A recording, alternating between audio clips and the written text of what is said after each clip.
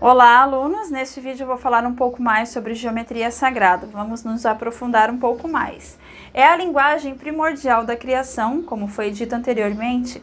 Então, mesmo que eu não tenha nenhum conhecimento desses que eu vou passar aqui, né, onde estão os significados de cada forma, mesmo que eu não tenha nenhum conhecimento, ainda assim eu estou sendo impactada por essa informação o tempo todo. Porque essa linguagem, ela nasceu junto com o todo, né? Junto com a formação de tudo. Então, essa informação ela foi passada em geração através do DNA e, arquetipicamente, eu estou debaixo, então, dessas informações. Eu tenho a informação energética dessas formas e do impacto que elas causam em mim. Sendo essa, então, a linguagem primordial, aquela linguagem que vem antes mesmo das palavras. É um modelo de perfeição, porque mesmo que eu observe e eu não consiga visualizar essa perfeição a olho humano, eu consigo perceber essa perfeição quando eu vejo a nível microscópico e mais além. Essa perfeição está ligada à ideia do todo, à ideia de que existe algo muito maior do que o que eu posso conceber.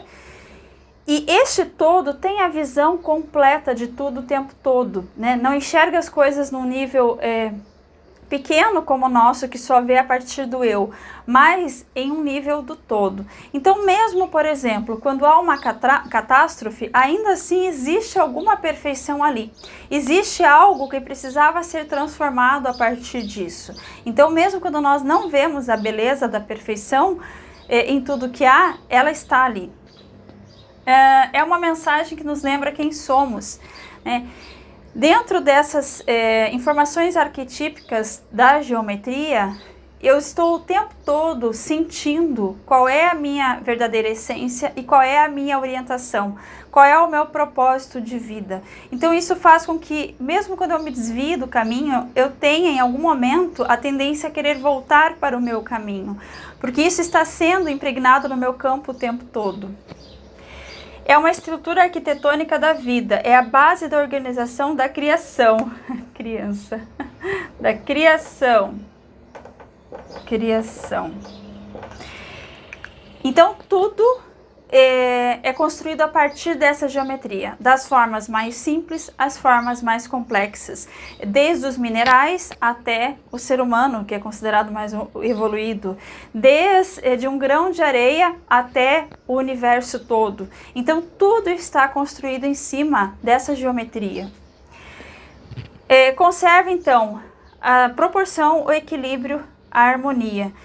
Então, como eu falei anteriormente, ainda que haja uma catástrofe, né, algum tipo de evento natural, por exemplo, que nos passa como sendo algo muito ruim, muito desagradável, o universo ele está sempre tentando buscar esses três pontos: proporção, equilíbrio e harmonia. Como nós vivemos num universo energético, a energia tende à perda da energia, né? O padrão energético ele tende à perda energética. Essa perda energética leva ao caos, porque quando eu tenho caos, o caos gera energia, gera informação, gera crescimento e gera o voltar ao estado de proporção, equilíbrio e harmonia. Isso explica também os ciclos, né? Por que às vezes as coisas estão indo muito bem e de repente dão uma caída, mas daqui a pouco está tudo bem de novo? Porque é a tendência natural universal. Essa perda de energia leva, então, ao caos para que volte à ordem. E a ordem nada mais é do que um estado de proporção, equilíbrio e harmonia. É a estrutura fundamental do espaço-tempo. Então, quando nós falamos em tecido espaço-tempo, né, então, em alguns livros tem a imagem do que seria o tecido do espaço-tempo, é como se fosse uma grade, né? É como se fosse uma grade mesmo, onde tudo está interligado. Então, dentro desse tecido do espaço-tempo está o conceito da geometria, ele é construído em cima dessa geometria. Vive na memória das células e do universo, então, como eu falei anteriormente, né?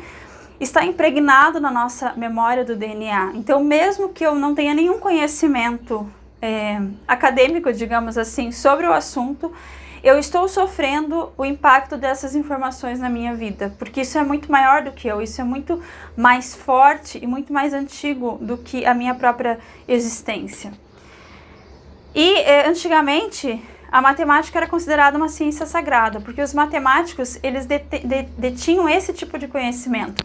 Além do conhecimento matemático tradicional, aquele que mostra como fazer essas formas, eles também tinham esse conhecimento universal do significado da geometria a nível sagrado, né? Tanto que alguns matemáticos foram até perseguidos porque eram considerados bruxos, né?